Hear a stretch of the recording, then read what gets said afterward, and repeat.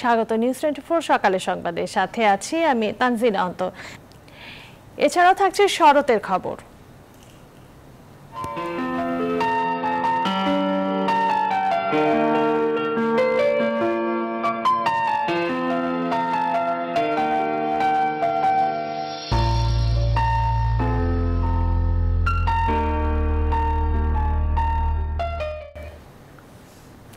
নানা সংকটে 5 দশকেও ঘুরে দাঁড়াতে পারেনি দেশের পর্যটন খাত। বেহাল যোগাযোগ ব্যবস্থা, নিরাপত্তাহীনতা, আধুনিক সুযোগ সুবিধার দুষ্প্রাপ্যতা ও ব্যয়বহুল যাত্রায় মুখ ফিরিয়ে নিচ্ছে দেশি বিদেশি পর্যটকরা। অথচ করোনার প্রাদুর্ভাবের পরও বিভিন্ন দেশের আয়ের বড় খাত এখনো পর্যটন শিল্প। বিশেষজ্ঞরা বলছেন সান্ধ্যকালীন বিনোদন আর অবকাঠামোগত সংকটে পিছিয়ে যাচ্ছে বাংলাদেশ। এ খাত এগিয়ে নিতে মহাপরিকল্পনা নেওয়া হয়েছে বলে জানালেন বেসরকারি বিমান ও পর্যটন প্রতিমন্ত্রী। আরিফিন শাকিলের রিপোর্ট। সাগর, পাহাড় আর সবুজের মিতালির নৈসর্গের বাংলাদেশ, কিন্তু অপার সম্ভাবনার এমন পর্যটন খাত বাস্তবতায় হাঁটছে খুঁড়িয়ে খুঁড়িয়ে। চাষর মৌলভীবাজারের কথা ধরা যাক। বিস্তীর্ণ চা বাগান, লাউয়াছড়া পার্ক, মাধবপুর লেক এ যেন এক বিস্ময়। অথচ অবকাঠামোগত সীমাবদ্ধতায় বাড়ছে না সেখানে পর্যটকের সংখ্যা।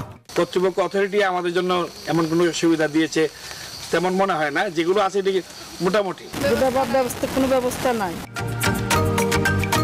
পর্যটকদের কাছে আকর্ষণীয় কক্সবাজার, সেন্ট মার্টিন, পার্বত্য অঞ্চল, সিলেট, সুন্দরবনের মতো নৈসর্গিক স্থান, কিন্তু সেখানেও নানা সীমাবদ্ধতায় খুব বেশি দেখানি বিদেশি পর্যটকের, বরং দিন দিন কমছে। অথচ মহামারী করোনার মতো প্রতিকূলতা কাটিয়ে ঘুরে দাঁড়িয়েছে ভারত, নেপাল, ভুটানের পর্যটন। আমাদের অনেকেরই অফিস ছেড়ে দিতে হয়েছে, অনেকের যারা কর্মী আছে তাদেরকে ছেড়ে দিতে হয়েছে। এই ক্ষতি পুষিয়ে ওঠার জন্য আমাদের আরো 2 থেকে 3 বছর সময় লাগবে।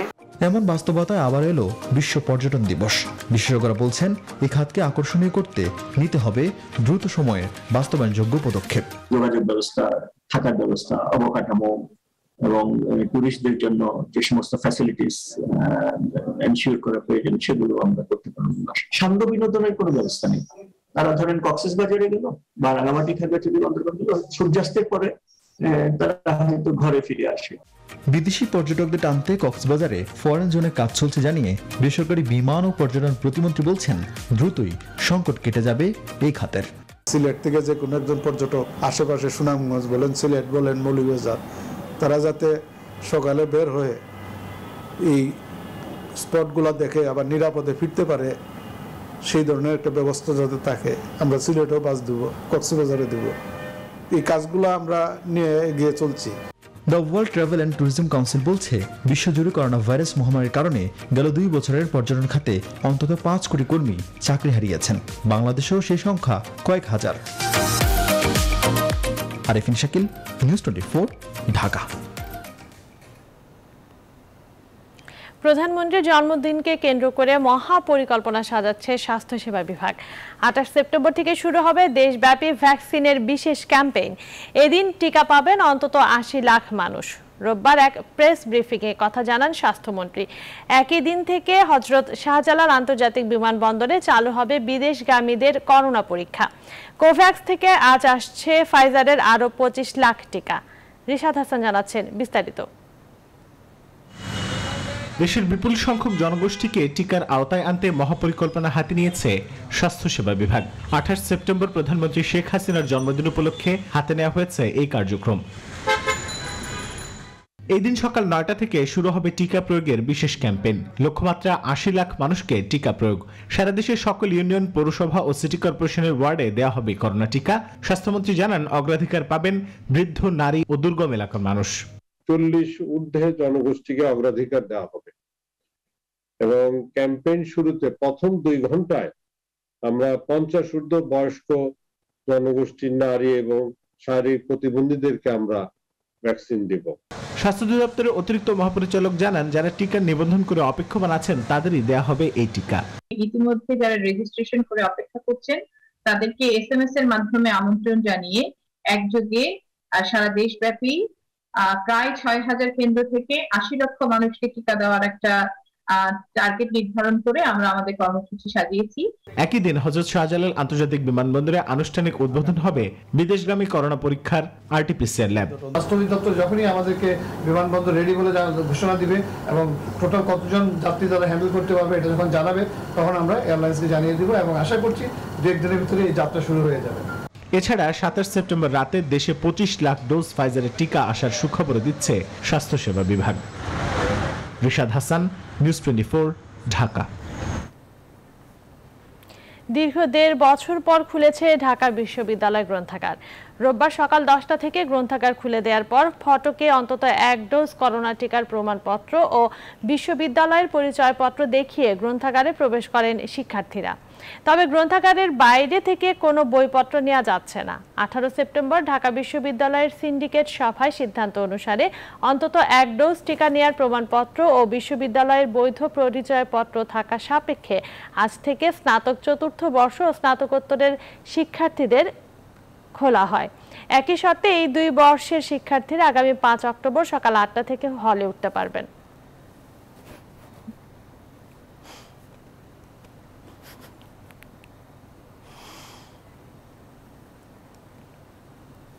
ডেঙ্গু প্রতিরোধে বিশ্ববিদ্যালয় খোলার আগে অবশ্যই পরিষ্কার করার পরামর্শ দিচ্ছেন বিশেষজ্ঞরা। বিশেষ করে আবাসিক হল এবং ক্যাম্পাসের ঝোপঝাড় পরিষ্কার করার আহ্বান তাদের। তবে শিক্ষক শিক্ষার্থী সহ বিশ্ববিদ্যালয় সংশ্লিষ্ট সবাইকে সচেতন থাকবার পরামর্শ দেন তারা। অন্তরা বিশ্বাসের প্রতিবেদন। ডেঙ্গু জ্বরে আক্রান্ত হয়ে জগন্নাথ বিশ্ববিদ্যালয়ের শিক্ষার্থী আল আমিন লেবু গেল 9 সেপ্টেম্বর মারা যান। একই বিশ্ববিদ্যালয়ের ইতিহাস বিভাগের শিক্ষক সাইদা নাসরিন বাবলিও ডেঙ্গু জ্বরে মারা যান 7 জুলাই। 20 আগস্ট ডেঙ্গু কেড়ে নেয় ঢাকা বিশ্ববিদ্যালয়ের আরেক শিক্ষার্থীর প্রাণ। সরকারি বেসরকারি অনেক বিশ্ববিদ্যালয়ের শিক্ষার্থী ও শিক্ষক এরই মধ্যে ডেঙ্গু আক্রান্ত হয়েছেন। করোনা মহামারীর কারণে দীর্ঘ 1.5 বছর পর খুলতে যাচ্ছে দেশের বিশ্ববিদ্যালয়গুলো। বিশ্ববিদ্যালয় খোলার আগে ডেঙ্গু রোধে বিশেষ সতর্কতা অবলম্বন করার পরামর্শ সংশ্লিষ্টদের। প্রত্যেকটা হল প্রভু সাহেব এবং প্রত্যেকটা ইনস্টিটিউটের প্রত্যেকটা বিভাগের যারা দায়িত্বে আছেন তারা যদি তাদের নিজস্ব বিভাগ, নিজস্ব ইনস্টিটিউট, নিজস্ব হল এবং ক্যাম্পাসের বিভিন্ন জায়গায় যদি তারা পরিষ্কার পরিচ্ছন্ন রাখার জন্য যেখানে পানি জমে আছে অথবা যেখানে ময়লা আবর্জনা আছে সেই জায়গাগুলো পরিষ্কার পরিচ্ছন্ন করার জন্য দায়িত্ব নেন। বাচ্চাদেরকে তোলার আগে রুমগুলোতে আমাদেরকে স্প্রে করতে হবে এবং আশেপাশে যাতে ময়লা আবর্জনা না থাকে সেই জন্য বিশ্ববিদ্যালয় এবং কলেজ প্রশাসন যারা আছেন তাদেরকে কিন্তু আবার নজর দিতে হবে। এবছর ডেন3 ভাইরাসে আক্রান্ত হচ্ছেন অধিকাংশ ডেঙ্গু রোগী। ডেঙ্গুর ভয়াবহতাও বেশি, তাই বিশ্ববিদ্যালয়ের শিক্ষার্থীদেরও সচেতন থাকার পরামর্শ চিকিৎসকদের। বিশ্ববিদ্যালয়ের ছাত্রছাত্রীরা যারা হলে বসবাস করবেন তাদের প্রতি আমাদের অনুরোধ থাকবে যে আপনারা আপনার নিজের কক্ষের আশপাশে যেন কোথাও পানি জমে না থাকে এবং অন্য বসবাসকারী যারা আছেন বিভিন্ন সময় আমরা দেখেছি যে প্লাস্টিকের বোতল, প্লাস্টিকের কাপ, মগ, খাবারের কন্টেইনার, নানান রকমের জিনিসপত্র কিন্তু আমরা দেখেছি যে হল থেকে বিভিন্ন জায়গা থেকে ফেলে দেওয়া হয়। সেখানে বৃষ্টির পানি জমে সেখানে এডিস মশা ডিম পারবার একটি ক্ষেত্র তৈরি হয়। তো ওই জায়গাটিতে আমরা যদি একটু মনোযোগ দিই তাহলে কিন্তু এডিসের বংশ বৃদ্ধিটাকে ঠেকিয়ে দেওয়া যায়। বিশ্ব স্বাস্থ্য সংস্থার রিপোর্ট অনুযায়ী সারা বিশ্বে প্রতি বছর 10 কোটি থেকে 40 কোটি পর্যন্ত মানুষ ডেঙ্গু রোগে আক্রান্ত হন আর মারা যান 7 লাখের বেশি মানুষ। 2019 সালে দেশে ডেঙ্গু মারাত্মক আকার ধারণ করে। 2020 সালে ডেঙ্গু নিয়ন্ত্রণে ছিল। এবছর ডেঙ্গু আক্রান্তের সংখ্যা বেড়েই চলেছে। অন্তরা বিশ্বাস, নিউজ 24, ঢাকা। এবার করোনা আপডেট।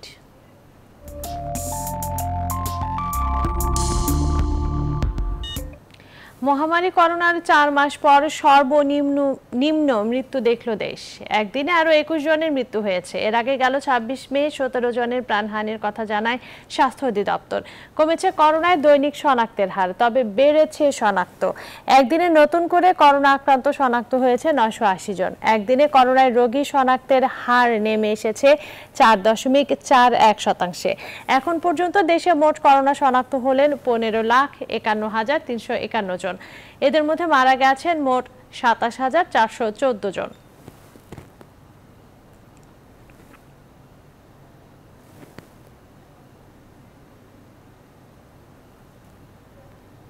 চট্টগ্রামের খুলশীর জালালাবাদ টাওয়ার এলাকায় এক ভবন মালিককে খুন করা হয়েছে। বিস্তারিত জানাতে সরাসরি যুক্ত হচ্ছেন সহকর্মী নয়ন বড়ুয়া। জয়, এই হত্যাকাণ্ড কি করে হলো আর এ বিষয়ে পুলিশ কি বলছে?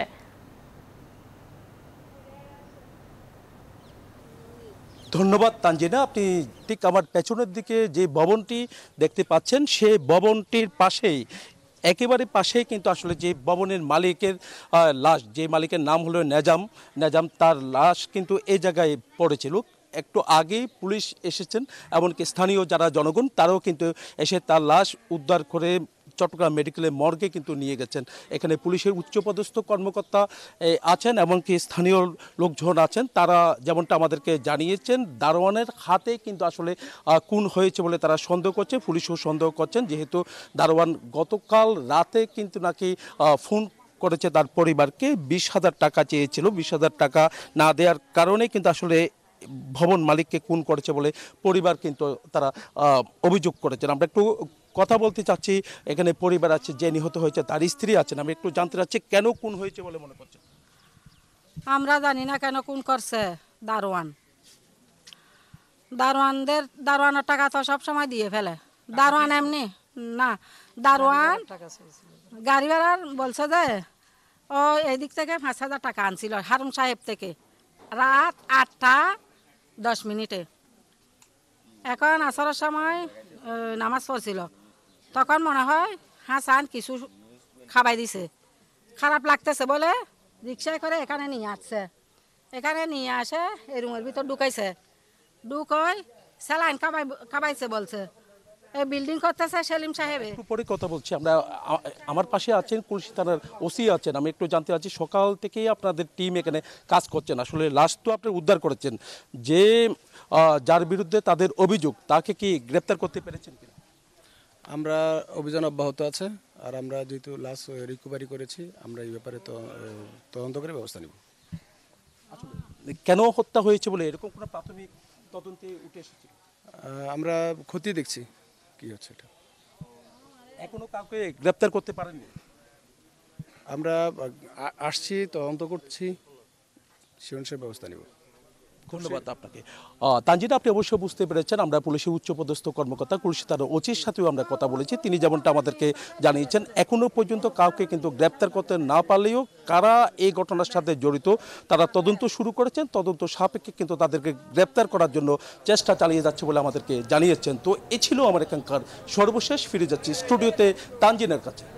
ধন্যবাদ জয়। দর্শক, চট্টগ্রামের খুলশীর জালালাবাদ টাওয়ার এলাকা থেকে আমাদের সঙ্গে যুক্ত হয়েছিলেন সহকর্মী নয়ন বড়ুয়া। জয়। চলে যাচ্ছি পরের সংবাদে।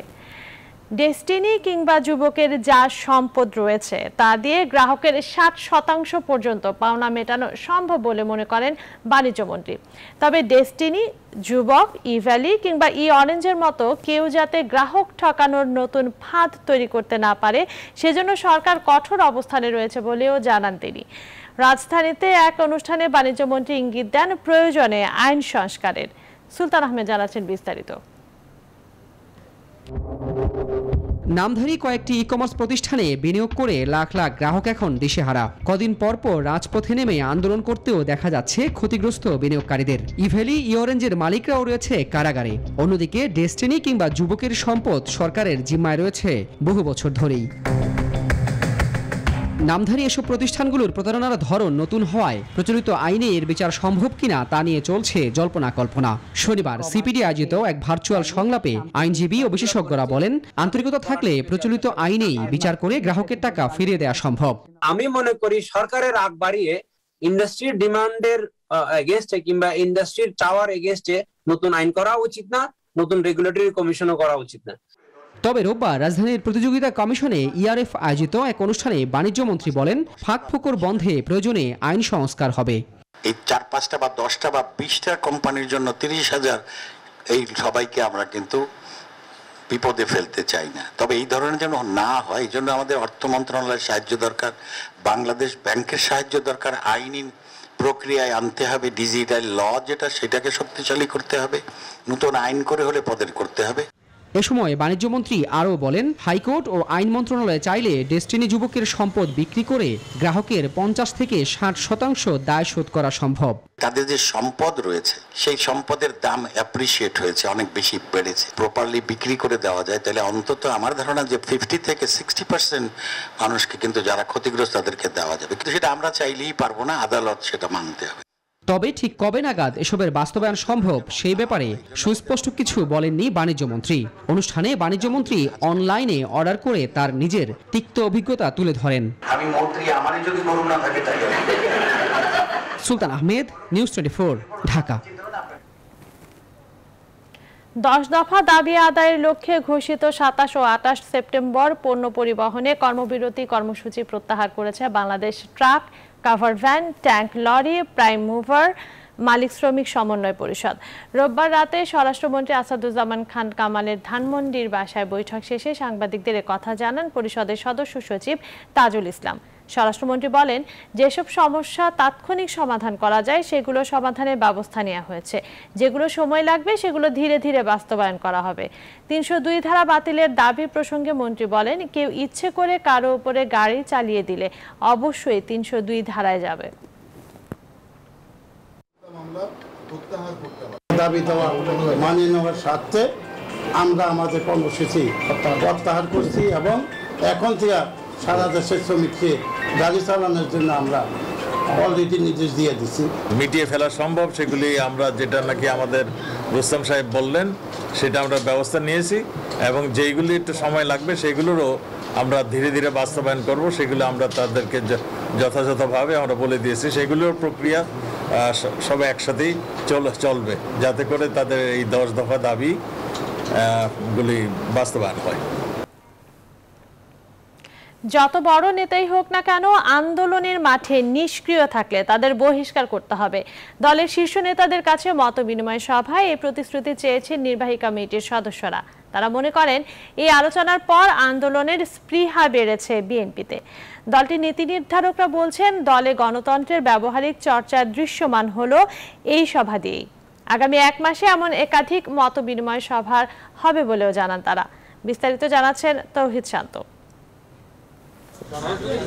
3 দিন করে 2 দফায় মোট 6 দিনের মতবিনিময় সভায় আগামী দিনের করণীয় নিয়ে আলোচনা করেছেন বিএনপি নেতারা। এই সভার আয়োজন ছিল ব্যাপক। অংশ নেন দলের স্থায়ী কমিটির সদস্য, ভাইস চেয়ারম্যান ও উপদেষ্টারা। যোগ দেন সম্পাদক মণ্ডলী, নির্বাহী কমিটির সদস্যরা। অংশ নেওয়া নির্বাহী কমিটির সদস্যরা বলছেন, অতীতে কোনো নেতার আন্দোলনের সক্রিয়তা নিয়ে প্রশ্ন উঠেছিল। এ নিয়ে ভারপ্রাপ্ত চেয়ারম্যানের সঙ্গে খোলামেলা আলোচনা হয়েছে তাদের। এই আন্দোলন সংগ্রামে যারা সক্রিয় ভূমিকা পালন করবে না তাদের ব্যাপারে দল যাতে ব্যবস্থা গ্রহণ করে এবং এই আন্দোলন সংগ্রাম সফল করা এটা কোনো ব্যক্তির বিষয় নয়, এটি কোনো দলের বিষয় নয়। এই গুরুত্বপূর্ণ ভূমিকা যদি একজন রাজনৈতিক নেতা বা কর্মী পালন না করে তার বিরুদ্ধে দলীয় ব্যবস্থা গ্রহণ করা উচিত। যাদেরকে সময় দেওয়ার পরে তারা ব্যর্থ, তারপরেও সময় দেওয়ার পরে ব্যর্থ, তাদেরকে আর পরীক্ষা করার মতো সময় আমাদের হাতে নাই। সুতরাং তাদের বিরুদ্ধে ডিসিশন অবশ্যই দল নেবে। এই বিষয়কে আমলে নিয়ে আগামীতে যে কোনো সংগঠনের কমিটি গঠনে গণতান্ত্রিক চর্চা নিশ্চিত করা হবে। এই সভায় এই সিদ্ধান্ত হয়, জানান স্থায়ী কমিটির এই সদস্য। তো এই যে আলোচনাগুলো উনি করছেন তৃণমূল পর্যায় থেকে শুরু করে এবং কেন্দ্রীয় কমিটির সদস্যের সাথে, এর চেয়ে বড় গণতন্ত্র একটা পার্টিতে আছে কিনা আমার জানা নেই, কারণ আমি ছোটবেলা থেকে পার্টি করে বড় হয়েছি। তো আমি তো এরকম খোলামেলা আলোচনা তো আমি দেখি নাই। তার অর্থটা কি, বিএনপিতে গণতন্ত্র আছে।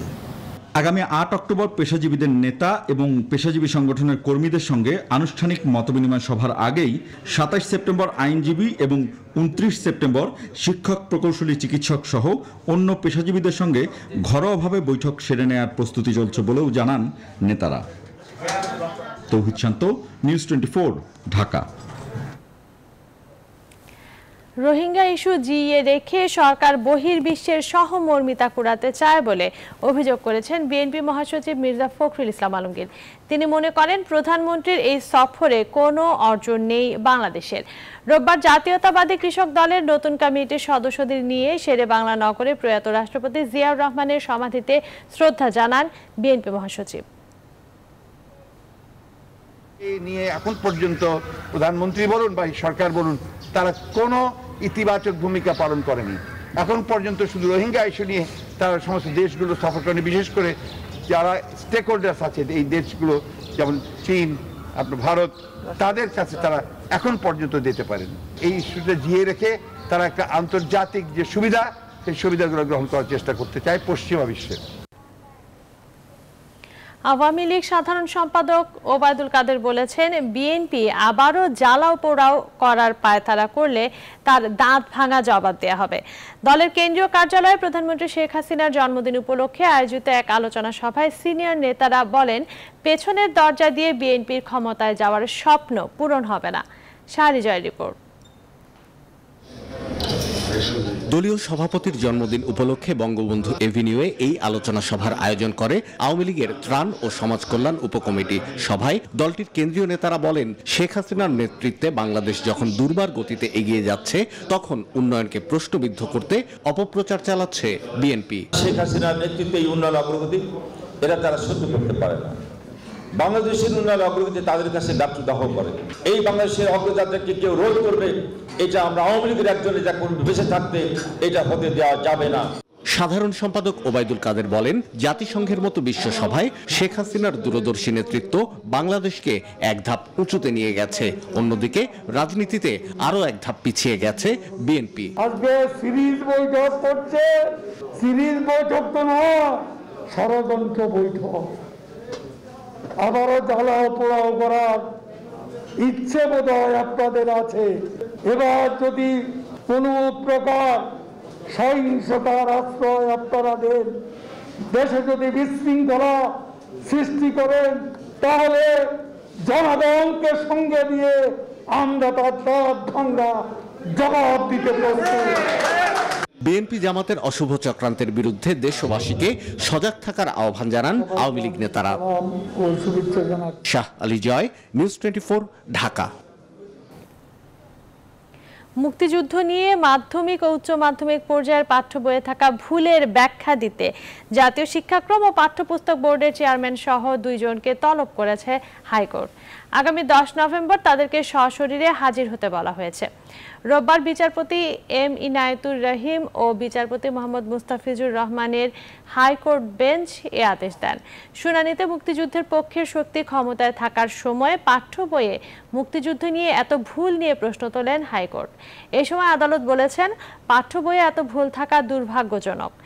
ভিকারুন্নেসা নুন স্কুল অ্যান্ড কলেজের এক শিক্ষার্থীর অভিভাবকের করা রিটের প্রাথমিক শুনানি নিয়ে আদালত রুল সহ এ আদেশ দিয়েছে।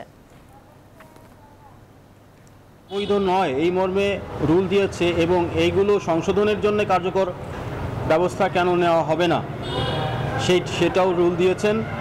এছাড়া আগামী 10 নভেম্বর 2021 এই তারিখে এই পাঠ্যপুস্তক বোর্ডের চেয়ারম্যান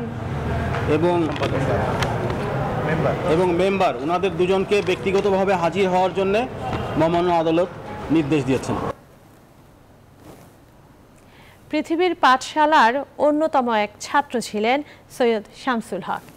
তার লেখনীর অন্যতম বিষয়বস্তুই ছিল মানুষ। দীর্ঘ সাহিত্য জীবনে তিনি তার সৃজনশীলতার স্বাক্ষর রেখে গেছেন কবিতা, গল্প, উপন্যাস, নাটকে। তার 5ম মৃত্যুবার্ষিকীতে নিউজ 24-এর শ্রদ্ধা। শুকর নামের প্রতিবেদন।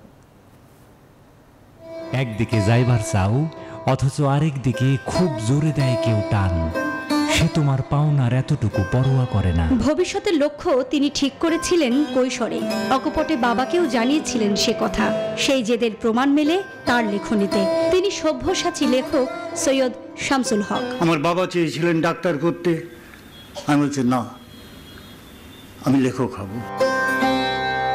কবিতা, গল্প, উপন্যাস, নাটক, প্রবন্ধ কিংবা অনুবাদে তিনি বাংলা সাহিত্যকে করেছেন সমৃদ্ধ।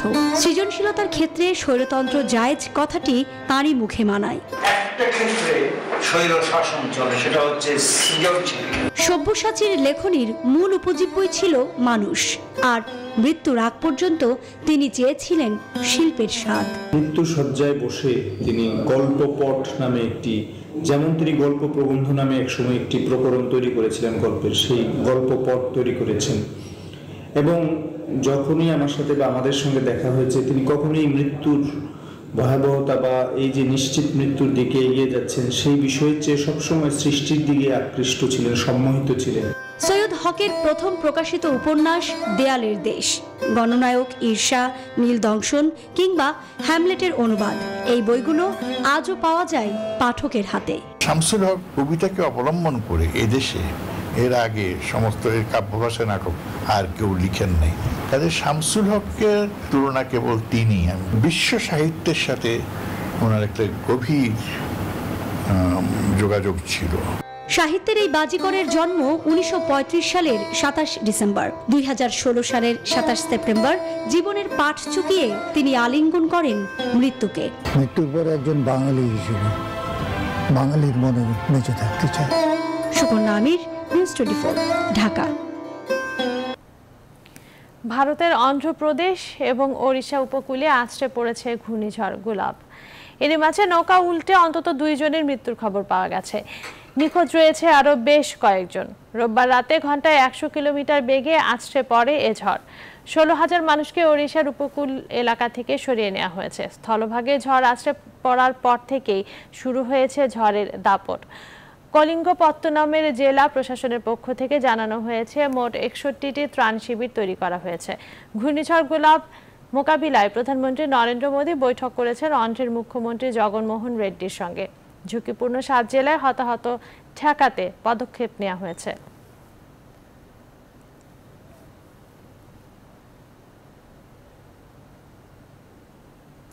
জার্মানিতে রক্ষণশীলদের নেতৃত্বাধীন 16 বছরের অ্যাঙ্গেলা মের্কেল জমানার অবসান ঘটতে যাচ্ছে। রোববার অনুষ্ঠিত নির্বাচনের সাময়িক ফলাফলে এগিয়ে রয়েছে সামাজিক গণতন্ত্রী দল এসপিডি। আর সামান্য ব্যবধানে পিছিয়ে পড়েছে বিদায়ী চ্যান্সেলর অ্যাঙ্গেলা মের্কেলের ক্রিশ্চিয়ান ডেমোক্রেটিক ইউনিয়ন। সাময়িক ফলে দেখা যাচ্ছে সামাজিক গণতন্ত্রী দল এসপিডি বিদায়ী চ্যান্সেলর অ্যাঙ্গেলা মের্কেলের সিডিইউ দলের চেয়ে 1.2% ভোটে এগিয়ে। এসপিডি পেয়েছে 25.7%, সিডিইউ 24.5% ভোট। এরই মাঝে এসপিডির চ্যান্সেলর প্রার্থী ওলাফ শলস বলেছেন, ভোটাররা স্পষ্ট জানিয়ে দিয়েছেন যে তারা তাকে পরবর্তী চ্যান্সেলর হিসেবে চান। স্থানীয় সময় সকাল 8টায় ভোট গ্রহণ সন্ধ্যা 6টায় শেষ হয়। তবে কে জার্মান চ্যান্সেলর হতে যাচ্ছেন তা নির্ধারিত করবেন পার্লামেন্টের নির্বাচিত প্রতিনিধিরা।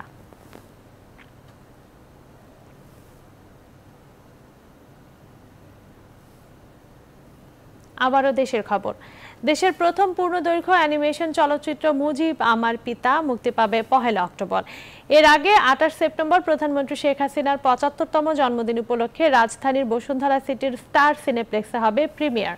রোববার দুপুরে বসুন্ধরা সিটির স্টার সিনেপ্লেক্সে আয়োজিত সংবাদ সম্মেলনে কথা জানান তথ্য প্রযুক্তি প্রতিমন্ত্রী জুনায়েদ আহমেদ পলক। বলেন, প্রধানমন্ত্রী শেখ হাসিনার লেখা বই শেখ মুজিব আমার পিতা অবলম্বনে তৈরি করা হয়েছে পূর্ণদৈর্ঘ্য দ্বিমাত্রিক এই অ্যানিমেশন চলচ্চিত্রটি। নাইমাল জিকো প্রতিবেদন। সেই ছোট থেকেই ছিলেন নির্ভীক, দয়ালু। দুরন্ত সেই শিশুটি কৈশোরে পা রাখতেই নিজেদের অধিকার নিয়ে কথা বলতে শুরু করে। ছোট ছোট অধিকার আদায়ের মধ্য দিয়ে একসময় দেশের ও দেশের মানুষের অধিকার নিয়ে চিন্তা শুরু করেন। যুক্ত হন রাজনীতির সঙ্গে। আর সেই মানুষটি হলেন বঙ্গবন্ধু শেখ মুজিবুর রহমান। তোমার নাম কি বাবা? শেখ মুজিবুর রহমান। 1991 সালে প্রধানমন্ত্রী শেখ হাসিনার লেখা শেখ মুজিব আমার পিতা বইটি অবলম্বনে এই অ্যানিমেটেড চলচ্চিত্রটি তৈরি করা হয়েছে, যাতে প্রধানমন্ত্রী শেখ হাসিনার স্মৃতিতে পিতা ও বঙ্গবন্ধুর জীবন ফুটে উঠেছে। বঙ্গবন্ধুর শৈশব কৈশোর রাজনৈতিক যে দর্শন, এটা বিশ্লেষণ করা তার কন্যা জননেত্রী শেখ হাসিনার থেকে ভালো আর কেউ করতে পারবে না। এবং সেই কারণেই জননেত্রী শেখ হাসিনার নিজের লেখা গ্রন্থ অবলম্বন করে আমরা এই চলচ্চিত্র নির্মাণ করেছি। প্রায় 2 কোটি টাকা ব্যয়ে আইসিটি মন্ত্রণালয়ের অর্থায়নে সোহেল মোহাম্মদ রানার পরিচালনায় 50 মিনিটের এই চলচ্চিত্রটি মুক্তি পাবে 1 অক্টোবর। আর অর্ধেক টিকিট মূল্যে এই চলচ্চিত্রটি দেখতে পারবেন দর্শক। উদ্দেশ্য ছিল যে বঙ্গবন্ধুর শৈশব কৈশোর তারুণ্য রাজনৈতিক ব্যক্তিগত পারিবারিক জীবনকে আমাদের শিশু কিশোরদের কাছে তুলে ধরা এবং তাদেরকে বঙ্গবন্ধুর আদর্শে অনুপ্রাণিত করা। ঢাকা সহ দেশের বিভিন্ন সিনেপ্লেক্স ও সিনেমা হলে চলচ্চিত্রটি মুক্তি পাবে। এরপর মুজিব ভাই নামে বঙ্গবন্ধুর রাজনৈতিক জীবন নিয়ে আরও একটি চলচ্চিত্র নির্মাণের পরিকল্পনা করছে আইসিটি মন্ত্রণালয়। নাইম আল চিকো, নিউজ 24, ঢাকা। সরকারি কর্মচারীদের গ্রেফতারে সরকারের পূর্ব অনুমতি নেয়ার বিধান কেন অবৈধ ঘোষণা করা হবে না তা জানতে চেয়ে রুল জারি করেছে হাইকোর্ট। রোববার এই রুল জারি করে বিচারপতি এম ইনায়েতুর রহিম ও বিচারপতি মোহাম্মদ মোস্তাফিজুর রহমানের হাইকোর্ট বেঞ্চ। একই সঙ্গে ফৌজদারি মামলার আসামি হওয়ার পরও কুড়িগ্রামের তৎকালীন জেলা প্রশাসক সুলতানা পারভিন, সহকারী কমিশনার রিন্টু বিকাশ চাকমা ও সিনিয়র সহকারী কমিশনার নাজিমুদ্দিনকে পোস্টিং দেওয়া থেকে বিরত থাকতে কেন নির্দেশ দেওয়া হবে না তা জানতে চেয়ে রুল জারি করেছে আদালত।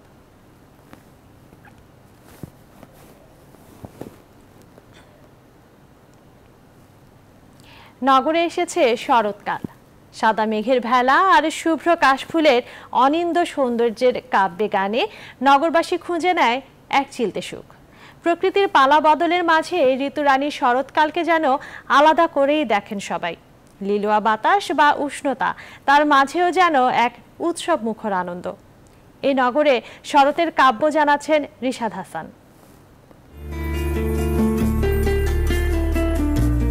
শরতের শারদ সম্ভার সূর্য অরুণ আলোয় জানান দিচ্ছে প্রকৃতিতে এই সময়টা শুধুই ঋতুরানীর।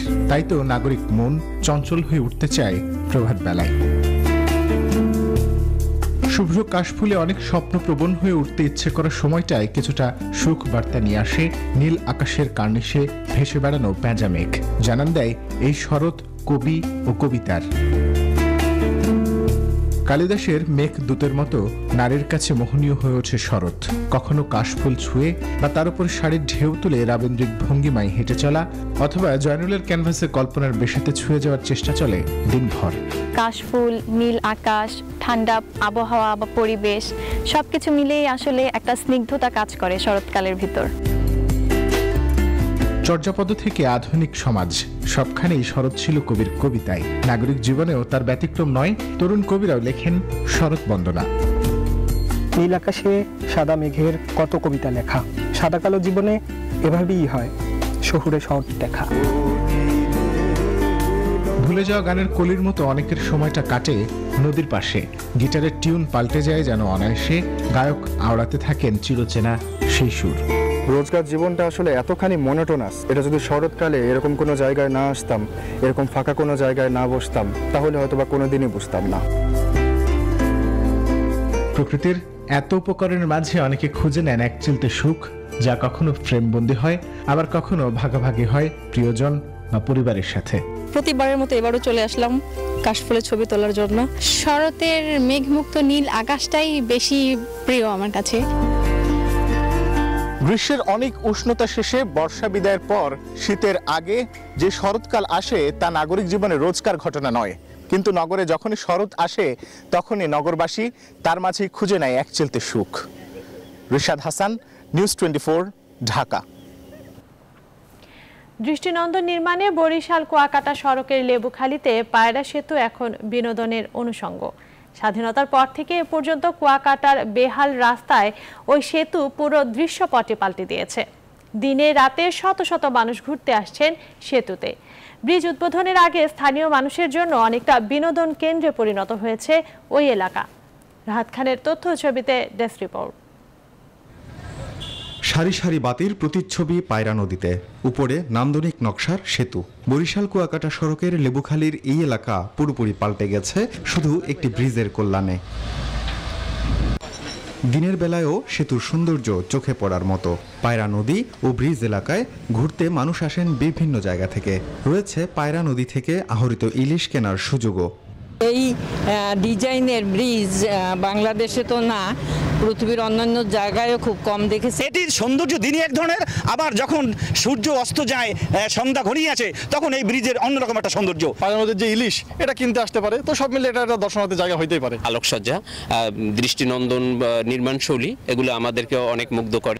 পর্যটন কেন্দ্রগুলোয় সবচেয়ে বড় চিন্তা নিরাপত্তা নিয়ে। বরিশালের পুলিশ সুপার বলছেন প্রয়োজনীয় সব ব্যবস্থাই নেওয়া হয়েছে পর্যটকদের নিরাপত্তার জন্য। এই ব্রিজের নিরাপত্তার জন্য, এই ব্রিজে পর্যটক যারা আসবে তাদের নিরাপত্তার জন্য যা যা প্রয়োজন সব ধরনের ব্যবস্থা থাকবে। ব্রিজের ডিজাইন করা হয়েছে পর্যটকদের কথা মাথায় রেখে, জানালেন বরিশালের বিভাগীয় কমিশনার। দিন এবং রাত দুই অবস্থায় পর্যটক আকর্ষণের জন্য নানা অনুষঙ্গ রাখা হয়েছে। ঘুরতে বেড়াতে পর্যটনকে আকর্ষণ করতে এই ব্রিজ দারুণভাবে আকর্ষণ করবে। একটি বিনোদনের জায়গা তৈরি হচ্ছে, একই সাথে পর্যটন শিল্প এলাকা যেটা কুয়াকাটা সেটিও সমৃদ্ধ হবে। 1100 কোটি টাকার বেশি ব্যয়ে বরিশাল শহর থেকে 26 কিলোমিটার দূরে নির্মিত এই সেতু প্রধানমন্ত্রীর উদ্বোধনের অপেক্ষায়। এজন্য সব প্রস্তুতি শেষ করে রেখেছে সেতু কর্তৃপক্ষ। Desk report, news 24। দীর্ঘদিন ধরে বেহাল অবস্থা নেত্রকোনার দুর্গাপুর কলমাকান্দা সড়কের। পর্যটন সম্ভাবনাময় দুই উপজেলার একমাত্র যোগাযোগ মাধ্যম হওয়ায় প্রতিদিন জীবনের ঝুঁকি নিয়ে চলাচল করছেন পর্যটক সহ স্থানীয়রা। গুরুত্বপূর্ণ এই সড়ক সংস্কারের উদ্যোগ নিলেও নির্ধারিত সময়ে কাজ শেষ না করায় কার্যাদেশ বাতিল করে পুনরায় টেন্ডার আহ্বান করেছে এলজিইডি। নেত্রকোনা থেকে সোহান আহমেদ কাকুনের তথ্যচিত্রে ডেস্ক রিপোর্ট। নেত্রকোনা সীমান্ত উপজেলা দুর্গাপুর ও কলমাকান্দার যোগাযোগের একমাত্র সড়কটি বেহাল অবস্থায় পড়ে আছে দীর্ঘদিন। দুর্ভোগ নিয়েই এ অঞ্চলে চলাচল পর্যটক সহ স্থানীয়দের। এরকম বেহাল দশা, যেটাতে কোনো মাল নেওয়া আনা নেওয়া খুবই কষ্টকর। রাস্তার অবস্থা অনেক, পরিস্থিতি অনেক খারাপ। এই অটো রিক্সা উল্টে পড়ে, একটু বৃষ্টি হইলে এখনো বৃষ্টি নাই, তাও গাতা। কিছু কাজ করে তারপরে ঠিকাদার আবার চলে গেছে, এক ধরনের পালা হয়ে গেছে বলতে হবে। এদিকে গুরুত্বপূর্ণ শহরটি সংস্কারের উদ্যোগ নিলেও নির্ধারিত সময়ে কাজ শেষ না করায় কার্যাদেশ বাতিল করে পুনরায় টেন্ডার আহ্বান করেছে এলজিইডি। আগামী ডিসেম্বরের মধ্যে নির্মাণ কাজে হাত দেওয়ার আশ্বাস কর্তৃপক্ষের। অবশিষ্ট কাজের প্রাক্কলন ইতিমধ্যে অনুমোদন পেয়েছে এবং দরপত্র আহ্বান হয়ে গেছে। আমরা আশা করতেছি ডিসেম্বর জানুয়ারি নাগাদ আমরা কাজ শুরু করতে পারব এবং এই বছরের ভিতরে কাজ শেষ করব বলে আশা রাখি। তবে শুধু আশ্বাস নয়, সড়কটি দ্রুত সংস্কারে কার্যকর ব্যবস্থা গ্রহণ করবে কর্তৃপক্ষ, এমন প্রত্যাশাই পর্যটক সহ স্থানীয়দের। Desk report, news 24। এবার ফার্স্ট সিকিউরিটি ইসলামী ব্যাংক অর্থ বাণিজ্যের সংবাদ।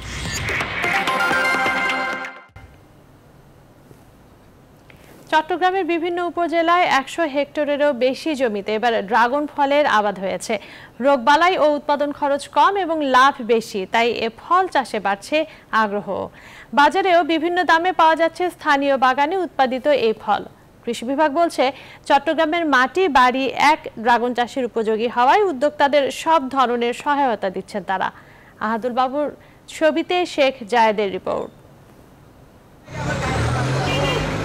চট্টগ্রামের ফল বাজারে হরহামেশাই চোখে পড়ছে বিদেশি ফল ড্রাগন। দামও নাগালের মধ্যে। বড় সাইজ কেজি 500 থেকে 600, আর ছোট সাইজ বিক্রি হচ্ছে 300 থেকে 400 টাকা কেজি দরে।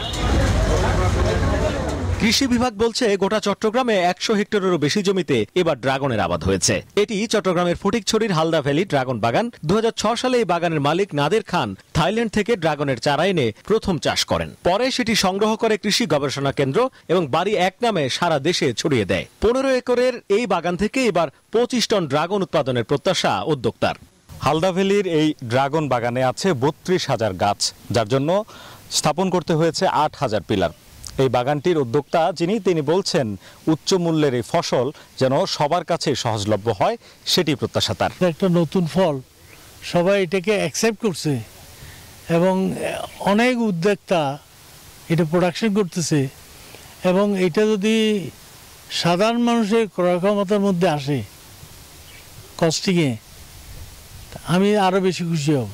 কৃষি বিভাগ বলছে, চট্টগ্রামের মাটি বাড়ি 1 ড্রাগন চাষের উপযোগী হওয়ায় নতুন উদ্যোক্তা তৈরির চেষ্টা করছেন তারা। অধিদপ্তর থেকে কলা কৌশল সম্পর্কে কৃষকদেরকে আমরা প্রশিক্ষণ দিয়েছি, প্লাস পাশাপাশি বিভিন্ন ধরনের উপকরণ সহযোগিতা দিয়ে থাকি এবং কোনো উপকরণ কোথায় পাবে আমাদের মাঠ পর্যায়ের উপসহকারী কৃষি কর্মকর্তাদের মাধ্যমে আমরা ব্যাপকভাবে প্রচারণা চালিয়ে যাচ্ছি। বছরে যে কোনো সময় রোপণ করা যায় ড্রাগনের চারা। এপ্রিলে ফুল আসে, মে থেকে পরবর্তী 6 মাস ফল আহরণ করা যায়। বাণিজ্যিক উদ্যোগ ছাড়াও আঙিনা এবং ছাদ বাগানে চাষ হচ্ছে পুষ্টিগুণ সমৃদ্ধ ড্রাগন। শেখ জায়েদ, নিউজ 24, চট্টগ্রাম। এবার news 24 sports. Bangladesh cricket board বিসিবির বোর্ড নির্বাচনে আজ মনোনয়নপত্র দাখিল করবেন প্রার্থীরা। মিরপুরে বিসিবি কার্যালয়ে সকাল 11টা থেকে শুরু হয়ে বিকেল 5টা পর্যন্ত চলবে এই কার্যক্রম। এবারে 3 ক্যাটাগরিতে আভাস পাওয়া যাচ্ছে নির্বাচনের। 23 পরিচালক পদের জন্য এবার সর্বমোট 32 জন প্রার্থী নমিনেশন ফর্ম সংগ্রহ করেছেন। ক্যাটাগরি 1 থেকে সংগ্রহ করা সব প্রার্থীরা মনোনয়নপত্র জমা দিলে ঢাকা ও রাজশাহী বিভাগে হতে পারে নির্বাচন। এছাড়াও বাকি 2 ক্যাটাগরিতেই নির্বাচন হবে। তাই তাই হলে এবার পরিচালক হতে নির্বাচন করে আসতে হবে বর্তমান বোর্ড সভাপতি নাজমুল হাসান পাপনকে। আইপিএল এর উইকেট আর বিশ্বকাপের উইকেট এক নয়। আরব আমিরাতে প্রস্তুতি ম্যাচ খেলার পর বোঝা যাবে বিশ্বকাপে টাইগারদের লড়াইটা হবে কেমন পিচে, জানিয়েছেন মিনহাজুল আবেদিন নান্নু। পাশাপাশি আইপিএলে সাকিব আল হাসানের ম্যাচ না পাওয়া প্রস্তুতিতে কোনো প্রভাব ফেলবে না বলে জানিয়েছেন জাতীয় দলের প্রধান এই নির্বাচক। বিস্তারিত পার্থ বণিকের রিপোর্টে। টি-20 বিশ্বকাপের বাকি আর মাত্র কটা দিন। ক্যাম্পে ডাক না পড়লেও এরই মধ্যে ব্যক্তিগতভাবে অনুশীলন শুরু করেছে ক্রিকেটাররা। শেষ 3 সিরিজ জয়ে রিয়াদদের আত্মবিশ্বাসটাও এখন তুঙ্গে। একদিকে যখন চলছে প্রস্তুতি, তখন অন্যদিকে আলোচনার কেন্দ্রে ওমান আর আরব আমিরাতের উইকেট। মিরপুরে গেল 10 ম্যাচে 120 পার করতেই যেখানে ঘাম ঝরে গেছে টাইগারদের, সেখানে চলতি আইপিএলে দুবাই, আবুধাবি আর শারজায় 150-র উপর রান হচ্ছে হরহামেশা। দুশ্চিন্তা বাড়লেও আইপিএল এর উইকেটের সাথে বিশ্বকাপের উইকেট মিলাতে চান না দলের প্রধান নির্বাচক মিনহাজুল আবেদিন নান্নু। আইপিএল হলো একটা ডোমেস্টিক ক্রিকেটের একটা দেশি, তো সেই হিসাবে ওই ধরনের উইকেটের স্ট্যান্ডার্ড এবং ইন্টারন্যাশনাল স্ট্যান্ডার্ড একটু ডিফারেন্ট। ওখানে না গিয়ে প্র্যাকটিস ম্যাচগুলি না খেললে ঠিক ধারণাটা নেওয়া মুশকিল যে পিচটা কেমন। তো আশা করি উইকেটের স্পোর্টিং উইকেট হবে। আইপিএলে রাজস্থানের হয়ে ভালো ফর্মে আছেন মুস্তাফিজ। আসরের দ্বিতীয় ভাগে 2 ম্যাচ খেলে উইকেট যেমন পেয়েছেন তেমন ম্যাচ জয়েও রাখছেন ভূমিকা। উল্টো চিত্র সাকিব আল হাসানের। আইপিএলে কলকাতার হয়ে মাঠে নামার সুযোগই পাচ্ছেন না দেশসেরা এই তারকা। বিশ্বকাপের জন্য নিজেকে প্রস্তুত করতে হচ্ছে নেটে ব্যাটিং আর বোলিং করেই। ওখানে কিছু সিস্টেম আছে আইপিএলে ম্যাচ না পাওয়ার জন্য, কারণ অনেকগুলি ফরেন প্লেয়ার থাকে, সবাইকে সব দিয়ে প্রোভাইড করতে হয়। তারপর প্র্যাকটিসে আসে ও বিশেষ সেরা অলরাউন্ডার, এবং ওর কাছ থেকে আমরা বিশ্বকাপে সেরাটাই পাবো বলে আশা করছি। বিশ্বকাপ দলে নেই পরীক্ষিত ওপেনার তামিম ইকবাল। দায়িত্বটা তাই সামলাতে হবে নাইম, লিটন আর সৌম্যকে। ম্যাচে মোমেন্টাম তৈরিতে ওপেনারের গুরুত্ব তাই আরো একবার স্মরণ করিয়ে দিলেন সাবেক এই অধিনায়ক। টি-20 ক্রিকেটের 40% ক্রিকেট এবং খুব অল্প সময়ের ব্যাপার। কিছু কিছু মোমেন্টাম আছে, যদি আপনি ধরে রাখতে না পারেন তাহলে কিন্তু ব্যাকফুটে চলে যেতে। তো that's very important part for the openers, কারণ এখানে এই মোমেন্টামটা স্টার্ট করাটা ভেরি ইম্পর্টেন্ট। পার্থ বণিক, নিউজ 24, ঢাকা। 5 ম্যাচের ওয়ানডে সিরিজ খেলতে 7 অক্টোবর শ্রীলঙ্কা যাচ্ছে বাংলাদেশ অনূর্ধ্ব-19 দল। লঙ্কানদের বিপক্ষে প্রথম ম্যাচ 15 তারিখ। গেল আফগানিস্তান সিরিজের শেষ 2 ওয়ানডে আর একমাত্র 4 দিনের ম্যাচ হারায় যুবা টাইগারদের পারফরমেন্স নিয়ে চলছে কাটাছেঁড়া। বয়সভিত্তিক দলের নির্বাচক হান্নান সরকার জানিয়েছেন, বিশ্বকাপ মাথায় রেখে সঠিক প্রস্তুতির জন্য উপমহাদেশকেই বিবেচনায় রাখছে বিসিবি। পার্থ বণিকের আরেকটি রিপোর্ট। স্বপ্নটা আরো একবার বিশ্ব জয়ের। স্বপ্নটা ক্যারিবীয় দ্বীপ থেকে ওঠা উল্লাস বঙ্গোপসাগর পারে ছড়িয়ে দেওয়ার। স্বপ্নটা বিশ্বমঞ্চে লাল সবুজ পতাকা জড়িয়ে ঘোষণা দেওয়ার আমরাও পারি। আর এই স্বপ্নগুলোর কারিগর বাংলাদেশ অনূর্ধ্ব-19 ক্রিকেট দল। আফগানিস্তান সিরিজ দিয়ে আন্তর্জাতিক মঞ্চে নাম লিখিয়েছে মেহরাব নয়নরা। শুরুতে 3টা ওয়ানডে জিতলেও পরের 2টাতে হার যতটা না হতাশ করেছে, তার চেয়েও বেশি হতাশ করেছে যুবা টাইগারদের নড়বড়ে ব্যাটিং। বয়সভিত্তিক দলের নির্বাচক হান্নান সরকার অবশ্য এখনই উপসংহার টানতে চান না, দিতে চান সময়। বেসিক্যালি আমাদের সব প্লেয়ার একদম নতুন খেলছে, মানে 19 এর আগে খেলার এক্সপিরিয়েন্স ছিল না। টেকনিকের সমস্যা নেই, তারা হয়তো সেটেল হচ্ছে, তারপর আউট হয়ে যাচ্ছে, লম্বা ইনিংস খেলতে পারছে না। এটা অন্যতম কারণ আমার ধারণা অনেকদিন ম্যাচ না খেলা, আরেকটা প্রেশার তো রয়েছে। আমাদের এই প্লেয়ারগুলোকে সময় দিলে আমার বিশ্বাস এরা গুছিয়ে উঠতে পারবে। সামনে আমাদের বেশ কিছু খেলা আছে। পরবর্তী সিরিজ খেলতে 7 অক্টোবর শ্রীলঙ্কা রওনা হবে বাংলাদেশ অনূর্ধ্ব-19 দল। 5 ম্যাচের ওয়ানডে সিরিজ মাঠে গড়াবে 15 তারিখ। হান্নান সরকারের বিশ্বাস, সফরে দলের অলরাউন্ডাররাই হবেন তুরুপের তাস। আমাদের এই দলে বেশ কিছু অলরাউন্ডার রয়েছে। আইজমুল্লাহ আমাদের মেইন ব্যাটসম্যান, সে ভালো অফ স্পিন করে। মেহরাব ওহিন, সে কিন্তু ভালো ব্যাটসম্যান এবং পাশাপাশি অফ স্পিন করে। এছাড়া আমরা দেখেছি আরিফুল, সেও অফ স্পিন করে ভালো। সো এই যে মেইন ব্যাটসম্যানদের মধ্যে বেশ কিছু বোলিং অপশন রয়েছে, এটা টিমের জন্য একটা স্ট্রেংথ। আগামী বছর অনূর্ধ্ব-19 বিশ্বকাপের আসর বসবে ওয়েস্ট ইন্ডিজে। ক্যারিবিয়ান কন্ডিশনের সাথে অনেকটাই মিল আছে উপমহাদেশের আবহাওয়ার। সেটা মাথায় রেখে তাই চলছে যুবা টাইগারদের প্রস্তুতি। আমরা কিন্তু ওয়ার্ল্ড কাপে জানুয়ারিতে যাব, তার আগে আমাদের শ্রীলঙ্কায় এখন যাচ্ছে টিম 7 তারিখ। সেখানে বেশ কিছু ম্যাচ খেলবে তারা। তারপরে আমরা কিন্তু এশিয়া কাপ খেলবো, ইন্ডিয়াতে একটা টাই নেশন হবে। এবার আমরা ওয়েস্ট ইন্ডিজে খেলছি, সেই জন্য কিন্তু আমাদের প্ল্যানগুলো এশিয়া কেন্দ্রিক। মানে আমরা জানি ওয়েস্ট ইন্ডিজের উইকেটটা সিমিলার, সো আমাদের প্রিপারেশনটা কিন্তু আমরা সেভাবে করার চেষ্টা করছি। পার্থ বণিক, নিউজ 24, ঢাকা। সাবিনা খাতুনের হ্যাট্রিকে উজবেকিস্তান থেকে দারুণ এক জয় নিয়ে দেশে ফিরছে বাংলাদেশের নারী ফুটবল দল। রোববার হংকংয়ের বিপক্ষে প্রীতি ম্যাচে বাংলাদেশের মেয়েরা জিতেছে 5-0 গোলে। এএফসি এশিয়ান কাপ বাছাইয়ের 2 ম্যাচ বড় ব্যবধানে হারের পর এই জয় কিছুটা হলেও স্বস্তি দেবে গোলাম রব্বানী ছোটনের দলকে, আর এটি সম্ভব হয়েছে অধিনায়ক সাবিনা খাতুনের 4 গোলের সুবাদে। ফিফা র্যাঙ্কিংয়ে 61 ধাপ সামনে থাকা দলটির জালে বাংলাদেশের 5 গোল দেয়াটা কৃতিত্বেরই বটে। হংকংয়ের বিপক্ষে 5-0 ব্যবধানের জয়ে 4 গোলই করেছেন অধিনায়ক সাবিনা খাতুন, অন্যটি করেছেন তহুরা খাতুন। সাফের আগের দিন 3-1 অনুশীলনে নতুন কোচের কৌশলের সঙ্গে ভালোভাবে মানিয়ে নিয়েছেন ফুটবলাররা।